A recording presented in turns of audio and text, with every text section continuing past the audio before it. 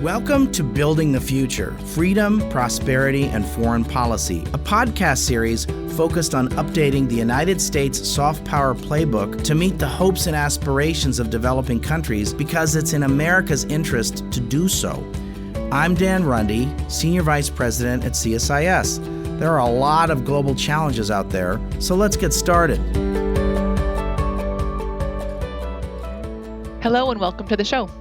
I'm Caitlin Welsh, Director of the CSIS Global Food and Water Security Program. And I'm sitting in today for Dan Rundy, CSIS Senior Vice President and Director of the Project on Prosperity and Development. My guests today are Dr. Antonio Tataranni, Chief Medical Officer of PepsiCo and Senior Vice President of PepsiCo's Life Sciences Strategy. Dr. Tataranni has been with PepsiCo for nearly 6 years, and he oversees the company's efforts to protect its workforce, products, and communities from COVID-19. He's an award-winning expert on obesity, diabetes, and their cardiometabolic complications. And Dr. Marianne O'Shea is Vice President of Global Nutrition Science at PepsiCo. Dr. O'Shea has been with PepsiCo for over 13 years.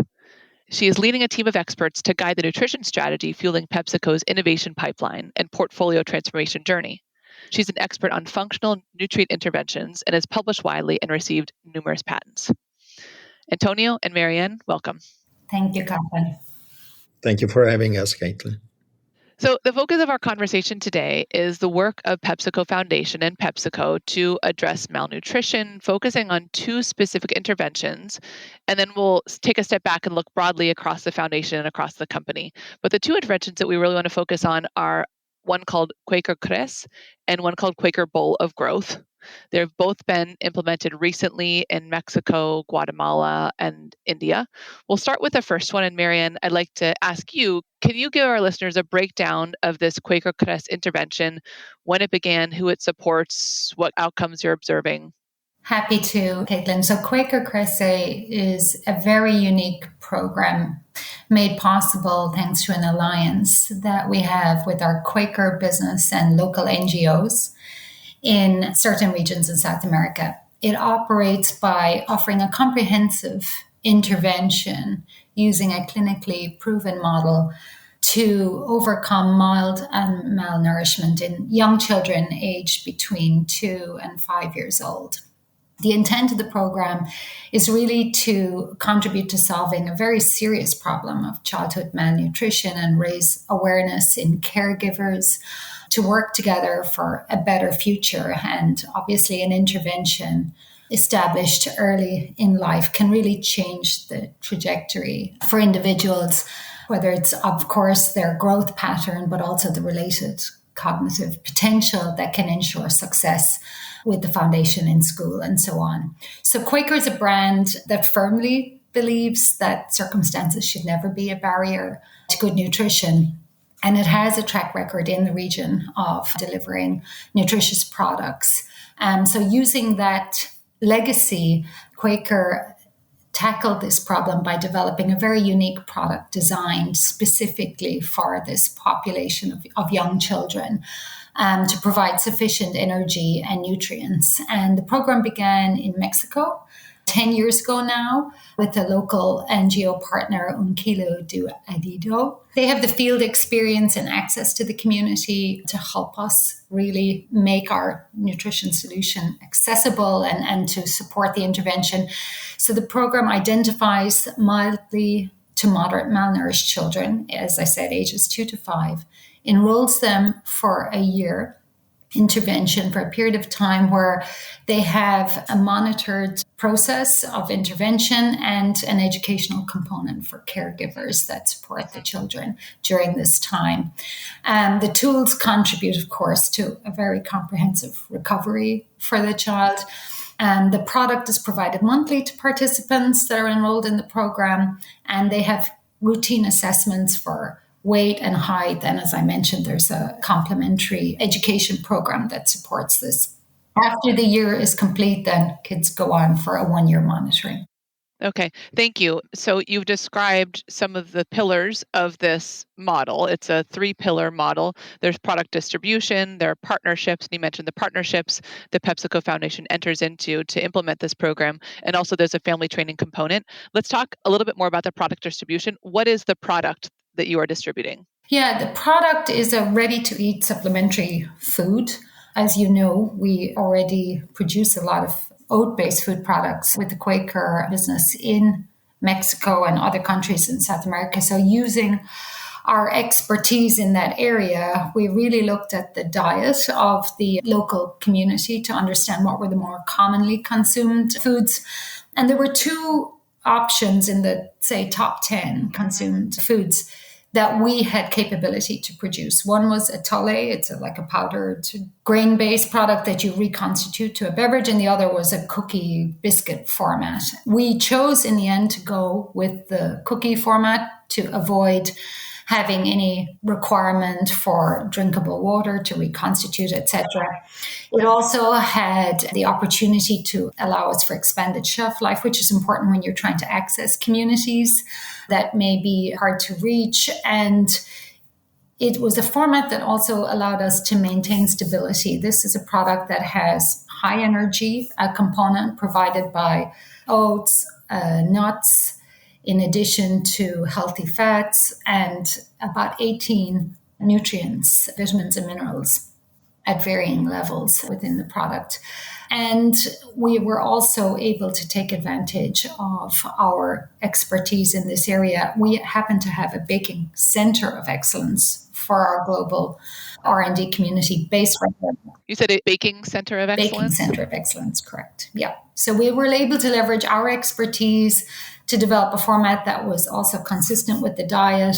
It meant that subjects wouldn't have to change their habits. They were able to incorporate this as a supplement to their existing diet. That's important. This was not in any way a replacement of the diet. It was meant to enhance the existing diet. Thank you. And just as a reminder for our listeners, so this cookie is a form of RUSF, which is a ready-to-use supplementary food, which is different from RUTF, which is a ready-to-use therapeutic food. RUSF is used to treat moderate acute malnutrition, and RUTF is used to treat severe acute malnutrition. So thank you for reminding us that this is a supplementary food, not meant to replace anything else. Can you describe the dosage of this RUSF? Yeah, there's one cookie provided per day for a defined period of time, and that cookie would have 250 calories as an example, and as I mentioned, has the complement of vitamins and minerals required to effectively support growth and development of individuals in addition to their diet. Thank you. And can you talk a little bit more about another pillar of this program, which is the family training aspect? Yeah, so it is really important for a number of reasons to ensure compliance, to monitor children that they're appropriately benefiting from the program. And we rely strongly on our NGO partners to help. They have trained staff experienced in delivering educational programs to the caregivers. So there is a program which provides 20-minute sessions on a monthly basis, education sessions for mothers, caregivers, on many topics, things such as healthy pregnancy, breastfeeding, weaning, early stimulation, healthy eating. And in addition to that 20-minute session, there's some take-home resources that families get to reinforce the learning, storybooks, recipes, for example, which also provide opportunities to incorporate the cookies in different ways into the child's diet. So it relieves boredom of having the same product every day. So that's a really comprehensive approach than just providing the cookie, in the hope that when the child completes the intervention, of course, then there's a lot of supporting knowledge in the families to continue good nutrition and best health practices. Certainly. And tell us, what are the results you've observed from these interventions? Yeah, so far we have conducted 2 clinical studies actually to establish the efficacy of the supplement early on. And the intent of those studies was really to measure the prevention of moderate acute malnutrition, that's the progression in these mild to moderately malnourished children, and in addition to look at the recovery from mild and moderate nutrition. And in both of those studies, 100% of the children demonstrated that prevention to acute malnutrition was achieved. So we were successful in showing that the progression of malnutrition did not continue. And then 82% of the children achieved a normal weight. So that was very reassuring as we embarked on these intervention programs. And in addition, we've seen that when children recover from nutrition, it's due to an adherence of about 60% to the intervention. So even when they're not completely compliant, there is a very significant impact of the program. Thank you. And then we were looking at the results of the clinical study of the effectiveness of this intervention, and it seems like relapse is a possibility and that relapse has been observed. And is that after the 1-year course of treatment? Is that the case?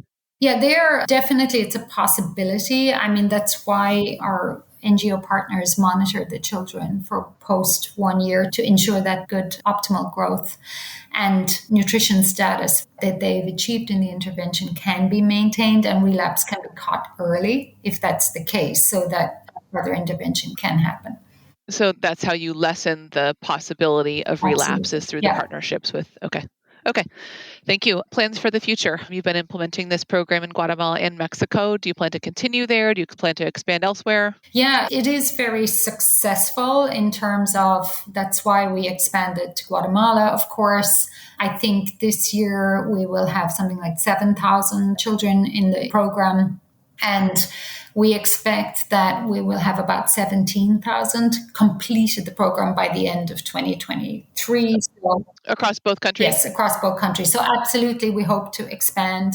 We're looking at other areas in both countries that have vulnerable populations, and we're looking more broadly in the Latin America region. And of course, as you may have alluded to already, we have expanded in other countries with a start made in India this year. Okay, great. Well, thank you, Marianne. That's a perfect segue to the second part of our conversation. Antonio, thank you for joining us. And we'll be talking with you about Quaker Bowl of Growth, which is a separate intervention. Its development was informed by lessons from the Quaker Qrece program. It was launched just within the past year, so it was launched in April of 2023. Can you explain to us the difference between these two programs and then give an introduction to the Quaker Bowl of Growth program? Yeah, again, thank you for having us, Caitlin, on this podcast. I would say more similarities than differences, really. So let me try to cover that. First of all, you asked already a couple of questions on how we move in the world in which we operate from a country to another. And I wanted to tell you that we have a group of epidemiologists within our group that has guided us by creating a map within the countries in which we operate. We are a large corporation that operates in 200 countries around the world.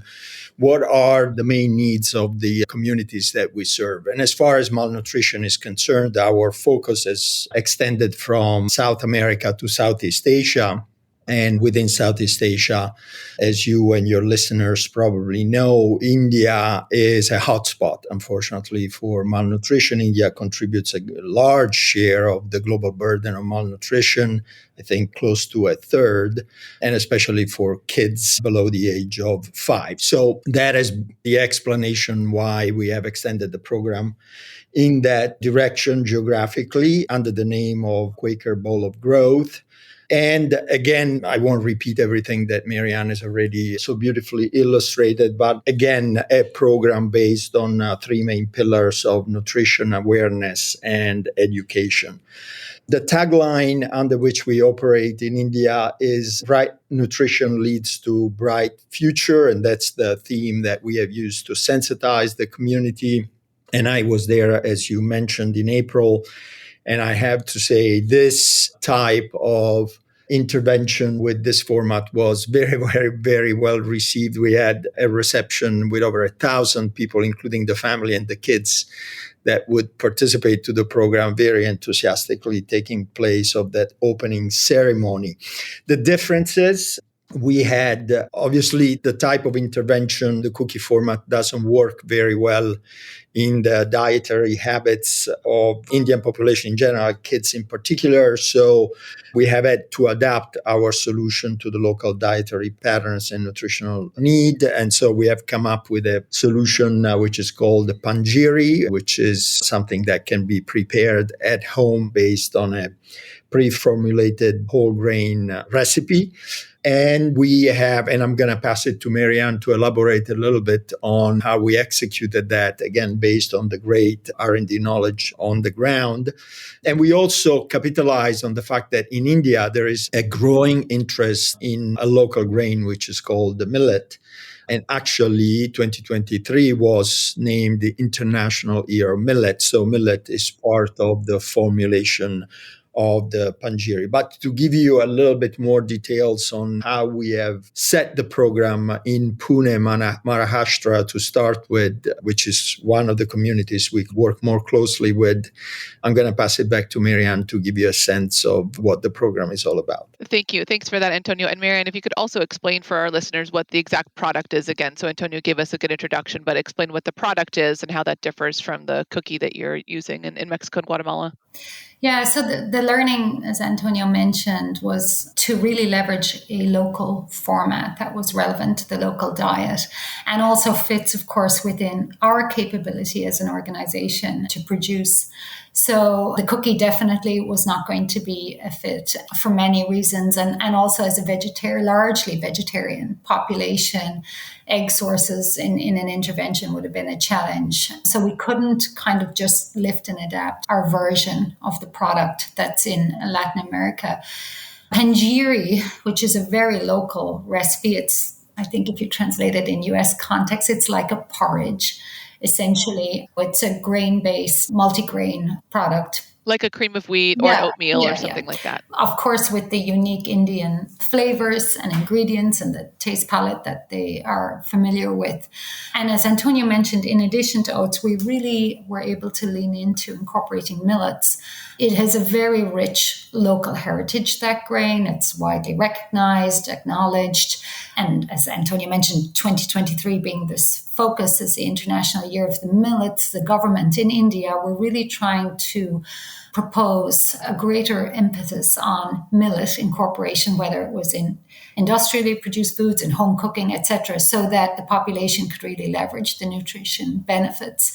And of course, it's a locally produced grain, which is really, from a sustainability point of view, it made a great deal of sense for us to incorporate it into the formula, which is also enriched with 18 vitamins and minerals, very similar to our product in Latin America. The intervention is provided again daily. The children the same age, so 3 to 5 years of age, and as Antonio mentioned, they're in a state which is a very high prevalence of vulnerability as it comes to food security. So we also partner, very similar to Latin America, with local NGOs that help ensure that the interventions are provided in the community-based setting, and then that the individuals are tracked through the appropriate evaluations for weight, height, etc., throughout the process of the intervention, and then with post-intervention checks to ensure that we monitor the recovery. So in that instance, very similar to the model in LATAM, but a very different product format that's consistent with the diet and consistent with our capability in the country. I see. Thank you. And we're coming up on the 1-year mark for implementation of this program. So no results to speak of yet, but you will have those soon, I expect. And you've described the same model, including a product and partnership and family education to increase the efficacy of the intervention. Yeah. We have approximately 1,000 kids enrolled in the program initially, and we are encouraged by some preliminary results that we have seen at a midpoint analysis of the data that are coming in. I'm going to go back in March and celebrate the 1-year anniversary, at which point we should be able to see the initial set of efficacy data of this intervention. It's important to do so because then that will guide us into the decision of further expanding the program, both in Pune, but potentially in other states in which we operate in India, again, close to the community of people that work with us, and potentially other countries in Southeast Asia, all of which will, depending on the understanding that we can operate a successful intervention in that part of the world as we have done in South America. Okay. Well, thank you. And it would be wonderful to speak with you after this visit to hear about the results that you've observed. So we look forward to hearing from you about that.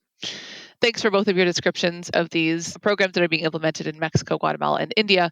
I'd like to take a step back. Antonio, you mentioned that PepsiCo is at work in 200 countries. The company's market cap is up to $229 billion. It's the world's second largest food and beverage company. The foundation, PepsiCo Foundation, invested $62 million as of the last impact report in the United States and around the world. These products that you described, Mexico, Guatemala, and India, to address malnutrition among children there. What is PepsiCo's interest? Why is PepsiCo implementing these programs? How do these programs relate to PepsiCo Foundation and the broader mission of the company? Yeah, I'm glad you asked that question, Caitlin. As you said, we have a very large corporation, and this is part of a larger strategic end-to-end transformation that has been taking place in the company for a few years. The strategy goes under the name of PepsiCo Positive.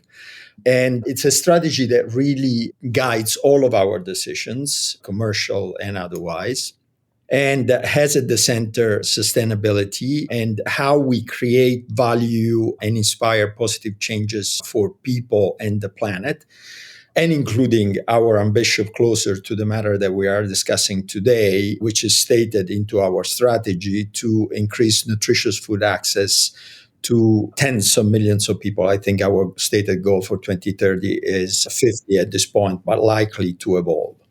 And so, first of all, the strategy has three main pillars. One, which is agriculture, where we're trying to expand regenerative agricultural practices across the 7 million acres from which we source our top quality crops. The other one is a transparent supply chain where we're dealing with the issue of carbon emissions and waste and plastic, etc. And the third one, which is especially very important for us in R&D, is positive choices, which is a commitment of the company to, number one, make our portfolio progressively more permissible by reducing nutrient to limits, which is an effort that has been going on for quite some time. But it will be important perhaps to your listeners, to the people that are listening to the podcast, that we have just upped a couple of our goals in this space by aligning our sodium reductions to WHO and FDA requirements. And with a lot of thinking in the directions that we have already explored, making this portfolio of products that is consumed by a large number of people every day more and more nutritionally valuable. And there is a whole part of our strategy that aims at increasing the content of positive ingredients in our products, both large brands that are already on the market as well as creation of newer, better for you brands. Now, within positive choices, obviously, is also, as I said, the ambition of increasing nutrition food access to millions of people. And we do a lot of that work in collaboration with the PepsiCo Foundation, as you mentioned, multiple axes there as well. And addressing mild to moderate malnutrition is one of those axes. And hopefully we have given to your listeners a good idea of how a large corporation can contribute in the, again, communities in which we operate to solve a problem that is very large. Some of your listeners will, having listened to the numbers that we mentioned, will think this is a drop in the ocean. But we're trying to also show leadership of how a private enterprise can contribute in a progressively larger way to lessening a little bit this problem around the world. Thank you, Antonio. When it comes to addressing malnutrition, the moderate acute malnutrition that RUSF is helping to reduce, do you have plans to scale up? It sounds like you're planning to continue your operations in Guatemala and Mexico, to scale up, you said, actually in other countries in Southeast Asia, in light of increasing rates of malnutrition and in light of the increasing costs of delivering emergency assistance due to higher costs of grains, higher cost of energy, et cetera? Or are you simply showing proof of concept that a company can have impact when partnering with local organizations and working with families to reduce malnutrition among children in certain communities? It's a great question, Caitlin. The short answer is a little bit of both. When we move around our territories, we try to do it in a way that it makes an impact, and through a lot of consultation with global and local experts.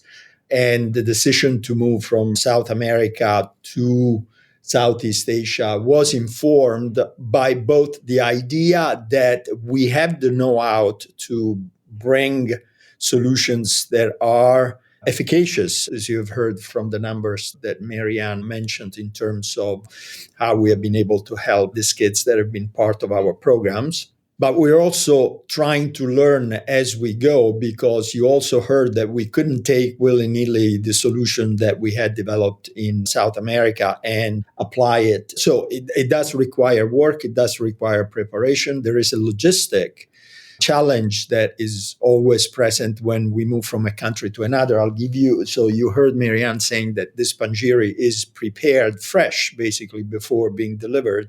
So imagine we had to set up for food safety purposes a central kitchen that is assisting the delivery of the solution to the 1,000 kids that we have now in Pune. And now that model works there. As we move to another country, will it work or will it have to modify? So again, a little bit of both is to show that private corporation can contribute reliably to this program. And then us experimenting on how much more can we expand our reach of these interventions that are high touch. They're not easy to put in place. How much more can we do without losing the size of the impact that we're having right now? Antonio, thank you very much for noting that across the company, Pepsi, it sounds like plans to align some of its formulations with WHO recommendations, for example, with regard to sodium content. So we've been talking about the impacts of these two programs on severe, moderate acute malnutrition. PepsiCo products, PepsiCo operating in 200 countries, PepsiCo products enjoyed and loved by people across the world, probably by billions of people every day. And also linked to some forms of malnutrition, non-communicable diseases, obesity, diabetes, other non-communicable diseases.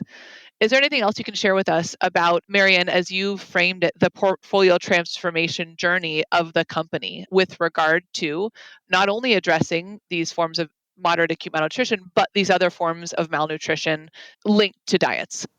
Yeah, happy to. We have been working on portfolio transformation on our product portfolio now for more than 15 years. And as Antonio alluded to, it falls under this umbrella of PEP positive initiatives. But within that, we have our positive choices, let's say, program, which really is focused on initially nutrients to limit across our portfolio, added sugars, sodium, saturated fat, as an example, trans fatty acids.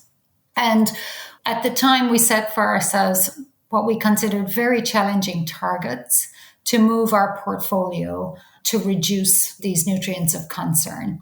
So essentially for beverages, as an example, we set a goal to be achieved by 2025 that 67% of our beverage portfolio volume globally would have less than 100 calories from added sugars per serving.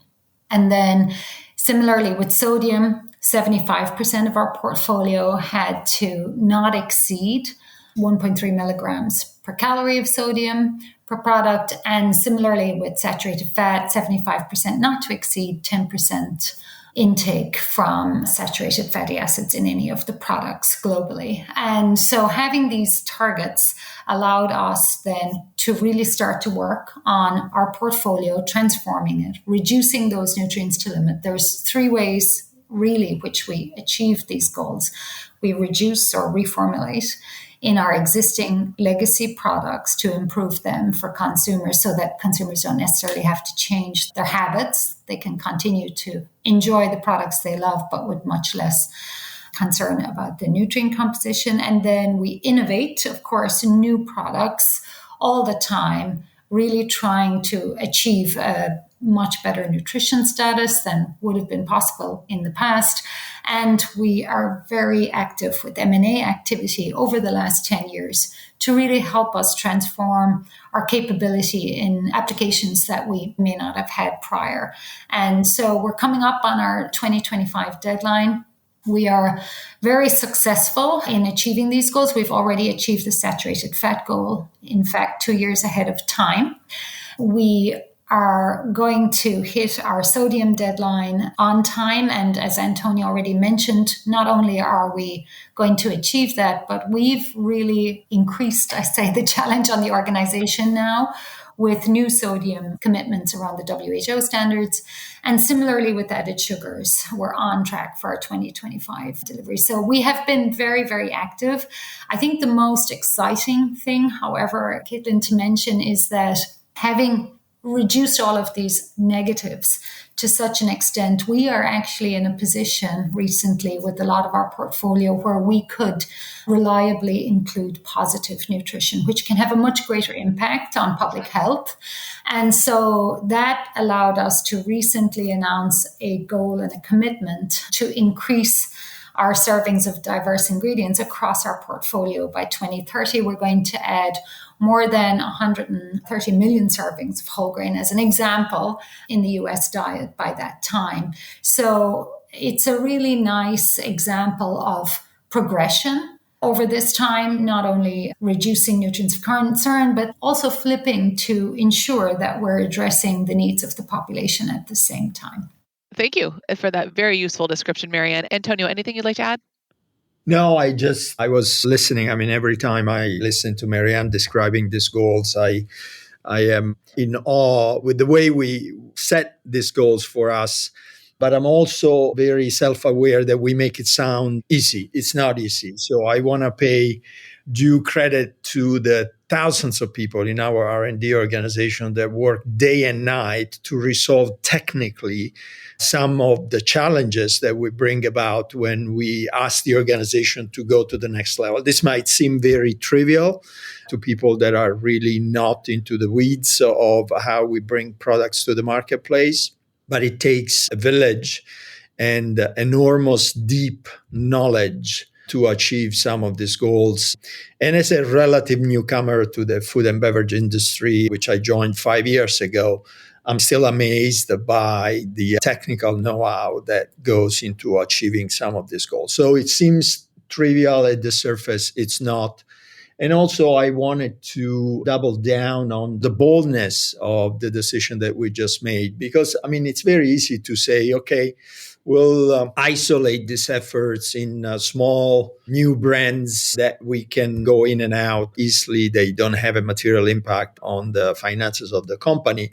But the commitment of the leadership of the company to retrofit this idea on our big brands, which if you make a miss, you leave a lot of money on the table if you don't match the consumer expectation, is very large, should give your listeners a sense of how serious PepsiCo is about the portfolio transformation journey within the context of being primarily a convenience food and beverage company, but within that role in the food and beverage industry, being very serious about how we think about our impact on public health. Well, thank you, Dr. Antonio Tataranni, Dr. Marianne O'Shea. Thank you for this wide-ranging conversation about two specific programs of PepsiCo Foundation aiming to address malnutrition in Mexico, Guatemala, and in India, and also about the efforts of the foundation broadly and the company broadly to address malnutrition around the world through your daily operation. So this is a very, very interesting conversation, very important conversation. Grateful for your time. Any final comments from either of you? Thank you, Caitlin, for giving us the forum to share these wonderful projects that I think you can tell we're very proud of. Thank you, Caitlin. It was a pleasure to be on your podcast. If you enjoyed this podcast, check out our larger suite of CSIS podcasts. From Into Africa, The Asia Chessboard, China Power, AIDS 2020, The Trade Guys, Smart Women, Smart Power, and more. You can listen to them all on major streaming platforms like iTunes and Spotify. Visit csis.org/podcasts to see our full catalog